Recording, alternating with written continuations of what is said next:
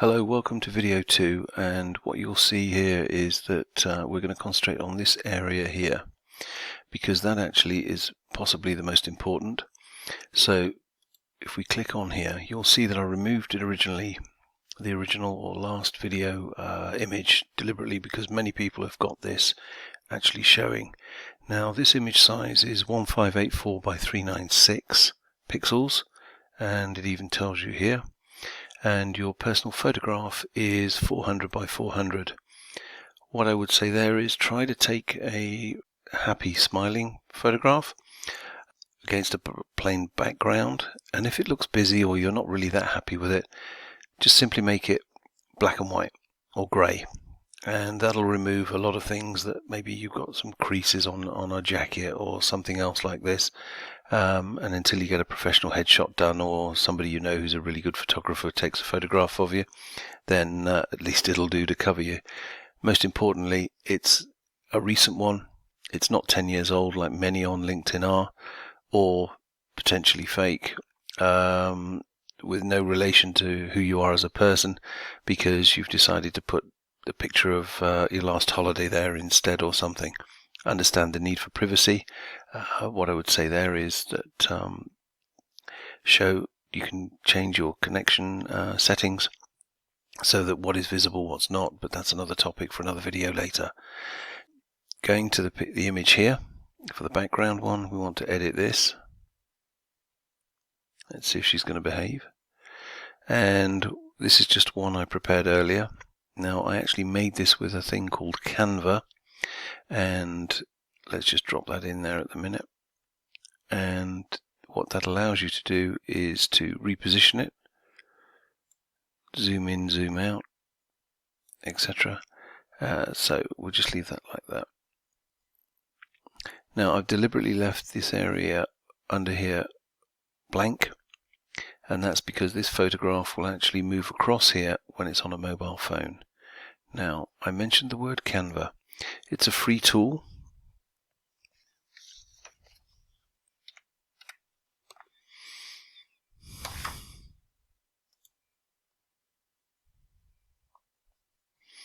And as you can see by the Google search, there we go. So what we have here is we have templates for different sizes. And as you can see, here's the one I did.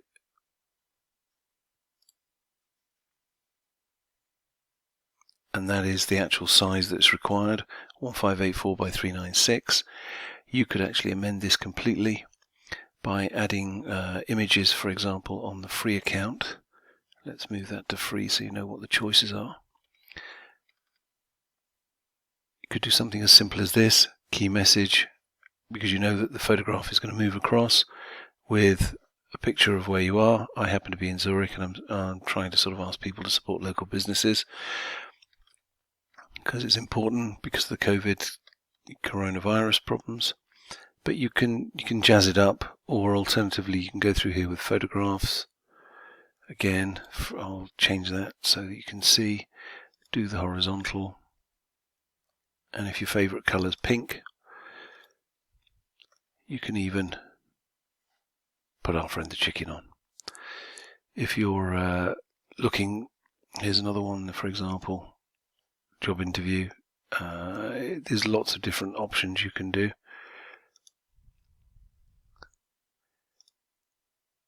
Pink free horizontal, okay, and literally, if you're actually in customer service director, inside sales, or something else like this, you might want to do something with that. So let's just get rid of some of this stuff.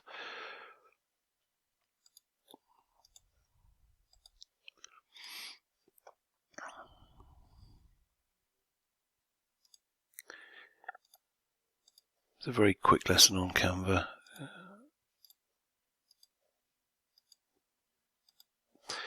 So what you do then is you go to Elements. You can choose a grid, for example, or even a frame as a shape. Again, remembering the purpose of this is more to do with the fact that if you want to enlarge it over make it super huge. And what you'll find is all best laid plans. There we go.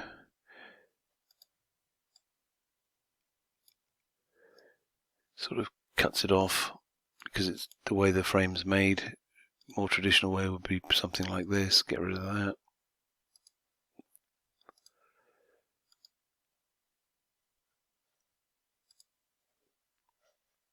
And then you could just put in something that's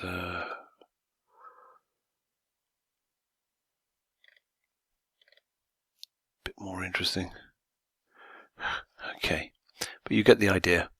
Key thing is, remember, in this area here, try to think of logos for universities, alumni, things that will pop out on somebody's attention. Also think about possibly telephone number or a key statement or key qualification that you might have. Right. So if we go back here, get out of that. As you can see, I've just loaded that up. We'll just leave that as it is. First name, you've actually got about 20 characters to put there, 40 for your last name. Some people put a hyphen and then put international sales, ICU, nurse, lots of different reasons, lots of different titles. Some put their nicknames because they're known more of that in the industry. And you can also add your former name. So again, a degree of variation. This one is lovely because it's the one where everybody finds it coming out in all the lists, and it gives you that 5-10 second look if you come out in a job search list.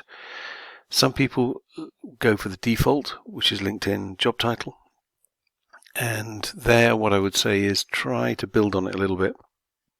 For example, you could say that instead of being the business analyst at HSBC or UBS, I live in Zurich, it's full of banks, then what you could say is that, look, who am I? Why should you talk to me? Who actually am I targeting that I want to look at my profile? Is there any value proposition? And what are my goals? Do I have a PhD? Do I want to state that, for example? You could say that you're a business analyst who's also a marketing specialist. Could also be as well that your headline sort of qualifies, for example, marketing specialist specializing in AI startup companies. Very specific, very niche orientated, but it will mean that you come out top. You could also do talk to me, contact me, speak to me about. I tend to avoid such people that are self-promoting in a mad way. Super growth hacker, #1, XYZ. Not because of the way they write it. It's just purely and simply that very often I'm looking for the culture fit of the company or the hiring manager or the senior exec, and sometimes the showiness isn't quite appropriate for the company that are being hired at. So they have to be a little bit conservative if you want to really boost your chances of being viewed at through the job search list. All right. Now, if you're unemployed, because a lot of people do get unemployed in their life, I have been unemployed, I have been made redundant, and there you could actually say that don't use the word necessarily unemployment, but you could actually put the title of the role that you're looking for or in transition. Yeah, directly exploring options. Also open to new opportunities. ONO is sort of the acronym, and there you could put open to opportunities, senior, experienced, international sales, and actively seeking position in blah blah blah blah blah. Even if you have to go for the nature of the company, people do state startups quite a few times. There you've got to be a culture fit and also be prepared to do a compensation change if you've been a well-established senior manager. More on that later. Then we have education. If you're going to be job seeking, put it there. These address details are here, which are obvious. I've put 999 as a code for Switzerland because it doesn't exist and it's a legacy issue. Contact information.